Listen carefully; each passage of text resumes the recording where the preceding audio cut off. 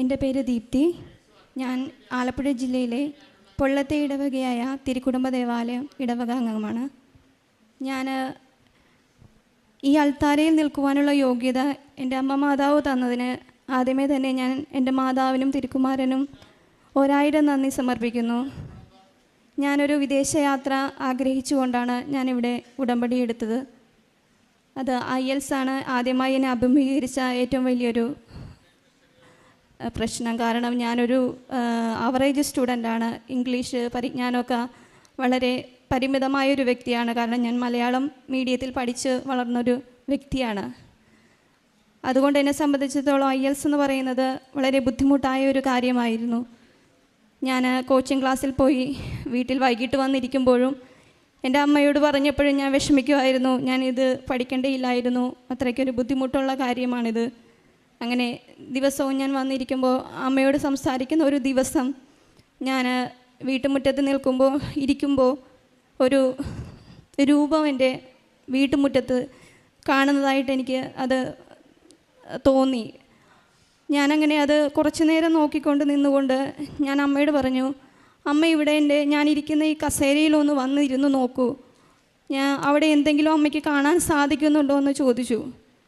അങ്ങനെ അമ്മ ഞാനിരുന്ന കസേരയിൽ വന്നിരുന്ന് നോക്കിയപ്പോൾ അവിടെ ഈ പുറകിലിരിക്കുന്ന എൻ്റെ അമ്മ മാതാവിൻ്റെ രൂപമാണ് അമ്മയ്ക്ക് കാണാൻ സാധിച്ചത്. കാരണം ഞാൻ അമ്മയോട് പറഞ്ഞില്ല എന്താണെന്നുള്ളത്, കാരണം അത് അമ്മയ്ക്ക് കാണാൻ പറ്റുമോ എന്നറിയാൻ വേണ്ടിയിട്ട്. അങ്ങനെ ആ രൂപം കണ്ട ഉടനെ അമ്മ പറഞ്ഞപ്പോൾ എനിക്ക് ഭയങ്കര അത്ഭുതമായി. കാരണം മാതാവിൻ്റെ പടിക്കൽ വന്ന് നിന്നുകൊണ്ടാണ് വിളിക്കുന്നത്. അങ്ങനെ ഞാൻ എൻ്റെ ഫോൺ എടുക്കാവുന്ന നേരം കൊണ്ട് അമ്മ അത് ഒരു തൂവാല കൊണ്ട് തുടയ്ക്കുകയാണ് ചെയ്തത്.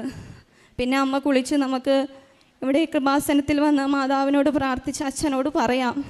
കാരണം ഞങ്ങൾക്ക് കിട്ടിയ ഒരു അനുഭവം എല്ലാവർക്കും കിട്ടിയിട്ടുണ്ടാവും. പക്ഷേ എനിക്കും എൻ്റെ അമ്മയ്ക്കും കിട്ടിയപ്പോൾ അതിൻ്റെ ഒരു അനുഭവം മറ്റുള്ളവരോട് പറയുവാനായിട്ട് ഞങ്ങൾക്ക് വെമ്പൽ കൊള്ളുകയായിരുന്നു. അങ്ങനെ ഇവിടെ വന്ന് പ്രാർത്ഥിച്ച് ഇവിടെ വന്നപ്പോൾ ഞങ്ങൾ അറിയുകയുണ്ടായി ഉടമ്പടി എടുത്ത എല്ലാവർക്കും മാതാവ് പ്രത്യക്ഷപ്പെടുന്നുണ്ടെന്ന്. അങ്ങനെ ഞാൻ ഇറങ്ങാൻ നേരത്ത് ആ രൂപം കണ്ട സ്ഥലത്ത് ഞാൻ എൻ്റെ ഫോണിൽ 1-2 ഫോട്ടോ എടുക്കുകയുണ്ടായി. അതൊരു 6:30-7 മണി സമയമാണ്. കാരണം ആ ഫോട്ടോ ഓൾറെഡി പോയി. പക്ഷേ ഞാൻ ആ ഫോട്ടോ എടുത്തതിന് ശേഷം ഞാൻ ആ ഫോൺ എടുത്തപ്പോൾ അത്ഭുതകരമായ 2 ഫോട്ടോകളാണ് എനിക്ക് പതിഞ്ഞത്. ഞാനിങ്ങോട്ട് കയറി വരുന്ന എൻട്രൻസിൽ ഒരു ഹാളിലിരിക്കുന്ന അമ്മ മാതാവിൻ്റെ ഫോട്ടോയാണ് എൻ്റെ ഫോണിൽ പതിഞ്ഞത്. അത് എനിക്കൊട്ടും വിശ്വസിക്കാൻ പറ്റിയില്ല. ഞാൻ എൻ്റെ ഫ്രണ്ട്സിനും 1-2 ഫാമിലിക്കൊക്കെ അയച്ചു കൊടുത്തു. അവർക്കും അത് അങ്ങനെ തന്നെയാണ് തോന്നിയത്. കാരണം കൃപാസനത്തിൽ അവരും വരുന്നവരാണ്. അങ്ങനെ ഞാനന്ന് വന്നിരുന്നെങ്കിലും ഒരു ഉടമ്പടി ഞാൻ എടുത്തില്ല. അന്ന് പ്രാർത്ഥിച്ച് ഞാനിവിടെ വരുന്നതാണ് എപ്പോഴും. കാരണം ഞാൻ ഇവിടെ അടുത്താണ് താമസിക്കുന്നത്. ഞാൻ ആഴ്ചയിൽ വരും, മാസങ്ങളിൽ വരും. പക്ഷേ ഞാനൊരു ഉടമ്പടി എടുത്തിട്ടില്ല. പിന്നെ അങ്ങനെ ഞാൻ IELTS പ്രിപ്പയർ ചെയ്തു, എക്സാം ഡേറ്റ് എടുത്തു. ജനുവരി 8-ാം തീയതി എക്സാം ആയിരുന്നു. എക്സാം എഴുതി. അത് റീഡിങ്ങിൽ എനിക്ക് സ്കോർ കുറവായി. എനിക്കത് അപ്ലൈ ചെയ്യാൻ പറ്റാത്തൊരു സ്കോറിൽ എനിക്കത് ഫെയിലായിപ്പോയി ഞാൻ. പിന്നെ എനിക്ക് മനസ്സിലായി മാതാവ് ഇവിടെ വരണം, നീ പ്രാർത്ഥിക്കണം, ഉടമ്പടി എടുക്കണം, നിന്നെ സഹായിക്കാൻ ഞാനുണ്ട് എന്നുള്ള ഉറപ്പിൽ എൻ്റെ പടിവാതിക്കൽ വന്ന് വിളിച്ചിട്ട് പോയി എൻ്റെ മാതാവിൻ്റെ അടുത്ത് വന്ന് ഞാൻ ഉടമ്പടി എടുത്തു. അത് ജനുവരി 2023 22-ാം തീയതിയാണ് ഞാൻ ഉടമ്പടി എടുത്തത്. അന്ന് മുതൽ എൻ്റെ ജീവിതത്തിൽ ഒരുപാട് മാറ്റങ്ങളാണ് വന്നത്. കാരണം ഞാനെന്ന വ്യക്തി തന്നെ മാറി. കാരണം ഒരുപാട് അനുഗ്രഹങ്ങൾ ചൊരിയുന്ന മാസങ്ങളും ദിവസങ്ങളും വർഷങ്ങളുമായിരുന്നു ഈ 10 മാസം എന്ന് പറയുന്നത്. കാരണം IELTS എക്സാം മാതാവിനോട് ഒത്തിരി പ്രാർത്ഥിച്ച് ഞാൻ 3 മണി നേരത്തും 5 മണി നേരത്തും 2 മണി നേരത്തും എഴുന്നേറ്റിരുന്ന് പ്രാർത്ഥിച്ച് അരമണിക്കൂർ ചൊല്ലേണ്ട പ്രാർത്ഥന 1-2 മണിക്കൂറുകളോളം പ്രാർത്ഥിച്ച് വചനങ്ങൾ വായിച്ച് അതിൽ ഉൾക്കൊണ്ടുകൊണ്ട് ഞാൻ ഈ എക്സാമിനും ഈ വിദേശയാത്രയ്ക്ക് വേണ്ടി ഞാൻ പ്രിപ്പയർ ചെയ്തു. അങ്ങനെ ഞാൻ എക്സാം ഡേറ്റ് എടുത്തു. ഫെബ്രുവരി 11-ാം തീയതി എക്സാം ഡേറ്റ് എടുത്തു. ഞാൻ പോയി പരീക്ഷ എഴുതി.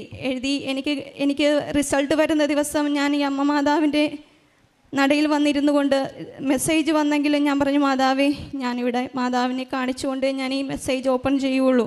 അങ്ങനെ 9 വിശ്വാസ പ്രമാണം ചൊല്ലി മാതാവിൻ്റെ അടുത്ത് പ്രാർത്ഥിച്ച് ഞാൻ മെസ്സേജ് ഓപ്പൺ ചെയ്തു.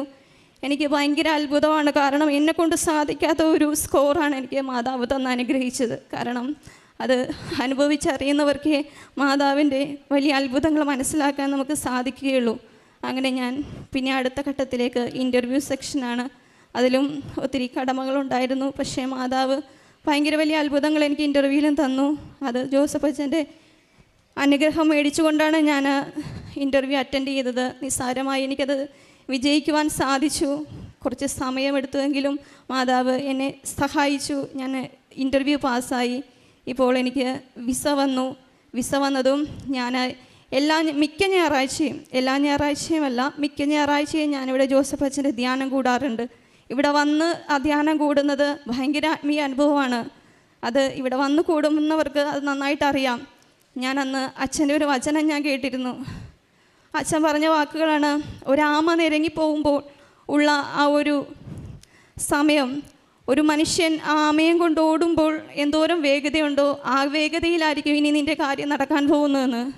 അത് ഒരു 20 ദിവസം പോലും എടുക്കാതെ എൻ്റെ COSും വിസയും തന്ന് എൻ്റെ മാതാവ് അനുഗ്രഹിച്ചു. ആ ഞായറാഴ്ച ഞാൻ ഇവിടുന്ന് പോകുമ്പോൾ ഈ ഹാളിൽ ഒത്തിരി ഫോട്ടോസും മാതാവിൻ്റെ ഇവിടെ വെച്ചിട്ടുണ്ട്. അതിൽ അന്ന് എൻ്റെ കൂടെ എൻ്റെ അനിയത്തി കൂടി ഉണ്ടായിരുന്നു. അവളോട് ഞാൻ പറഞ്ഞു, അവൾ ജർമ്മൻ പഠിച്ചുകൊണ്ടിരിക്കുകയാണ്, അവൾ ഫെയിലായി. ഞാൻ പറഞ്ഞിട്ട് അവൾ ഇവിടെ വന്ന് ഉടമ്പടി എടുത്തു, അവൾ പ്രാർത്ഥിക്കുകയാണ്. അപ്പോൾ ഞാൻ അവളോട് പറഞ്ഞു, നീ ഒരു ഡേറ്റ് എടുക്കുക ഇവിടെ നിന്ന് മാതാവിൻ്റെ ഫോട്ടോയിൽ നോക്കി. ഞാനും ചേച്ചി ഒരു ഡേറ്റ് എടുക്കുന്നുണ്ട്. അങ്ങനെ എനിക്ക് ഈ സെപ്റ്റംബർ 27 ആ ഡേറ്റ് കിട്ടിയത്. പക്ഷേ അന്ന് ഞാൻ ഓർത്തില്ല മാതാവ് ആ ഡേറ്റ് എനിക്ക് എന്തിനാണ് തന്നതെന്ന്. പക്ഷേ ഈ 27-ാം തീയതി മാതാവിൻ്റെ കയ്യിൽ വിസ, പാസ്പോർട്ട് എൻ്റെ കയ്യിൽ തന്ന് അനുഗ്രഹിച്ചു. അത്രയും വലിയ അനുഗ്രഹങ്ങളാണ് എൻ്റെ മാതാവ് എനിക്ക് ചെയ്തു തന്നത്. ഇപ്പോൾ ഞാൻ ഒക്ടോബർ 11-ാം തീയതി എനിക്ക് ടിക്കറ്റ് വന്നു. എൻ്റെ വിദേശ യാത്ര എൻ്റെ മാതാവിലൂടെ എനിക്ക് സഫലമാക്കാൻ സാധിച്ചു. പിന്നെ എൻ്റെ രണ്ടാമത്തെ നിയോഗം എന്ന് പറയുന്നത്, എൻ്റെ മോൾക്ക് ഒരു ചെറിയ പനി വന്നതാണ്. ആ പനി ബ്രെയിനിലോട്ട് വരികയും അത് സ്പ്രെഡായി കഴിഞ്ഞാൽ അവൾക്ക് ബുദ്ധിമുട്ടാവുമെന്ന് പറഞ്ഞു. ചെറിയൊരു സ്ക്രാച്ച് പോലെ വന്നെങ്കിലും അവൾക്ക് സംസാരിക്കാനുള്ള ശേഷിയും നടക്കുവാനുള്ള ശേഷിയും പകുതിയോളം, ഒരു 3/4 ഭാഗത്തോളം പോയി. അവൾക്ക് ഒരാളുടെ സഹായമില്ലാതെ നടക്കാൻ പറ്റാത്തൊരവസ്ഥയിലായി. അങ്ങനെ ഞങ്ങൾ വണ്ടാനം ഹോസ്പിറ്റലിൽ ചെന്നു. അവർ പറഞ്ഞു, കുറേ ടെസ്റ്റുകൾ പറഞ്ഞു, MRI, EG, പിന്നെ ബോൺ വാട്ടർ എടുത്തിട്ട് ചെയ്യുന്ന കാര്യങ്ങളൊക്കെ പറഞ്ഞു. ഞങ്ങളാകെ ബുദ്ധിമുട്ടായി. ഞങ്ങൾ ഈ ചെറിയ പ്രായത്തിൽ ഞങ്ങൾക്ക് ഇത്രയും ബുദ്ധിമുട്ട് മാതാവ് എന്തേ അങ്ങനെ തന്നു എന്നും പറഞ്ഞിട്ട്. പക്ഷേ എൻ്റെ മാതാവ്, ഞാൻ അന്ന് അമൃത ഹോസ്പിറ്റലിലോട്ട് കൊച്ചിനെ ഷിഫ്റ്റ് ചെയ്യുമ്പോൾ ഇവിടെ കൂടി ആംബുലൻസിൽ പോകുമ്പോൾ ഞാൻ എൻ്റെ മാതാവിനോട് പറഞ്ഞു, മാതാവേ, ഞാൻ എൻ്റെ കുഞ്ഞിനെ കൈകളിൽ ഏൽപ്പിക്കുകയാണ്. എനിക്കൊന്നും ചെയ്യാനില്ല, മാതാവ് നോക്കിക്കോണമെന്ന് പറഞ്ഞിട്ട് പോയത്. 3-ാമത്തെ ദിവസം അവൾക്ക് ഭയങ്കര ക്രിട്ടിക്കലായിരുന്നു. അവൾക്ക് MRI ചെയ്തു. അതിൽ ചെറിയ സ്ക്രാച്ച് ഉണ്ടായിരുന്നു.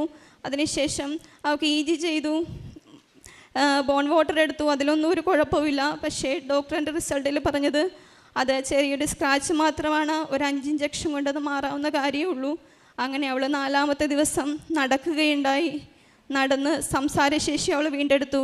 ആ നിമിഷങ്ങളിലെല്ലാം ജോസഫ് അച്ഛൻ്റെ ധ്യാനമാണ് എൻ്റെ കുഞ്ഞിൻ്റെ ചെവികളിലേക്ക് ഞാൻ ഫോണിലൂടെ വെച്ചു കൊടുത്തത്.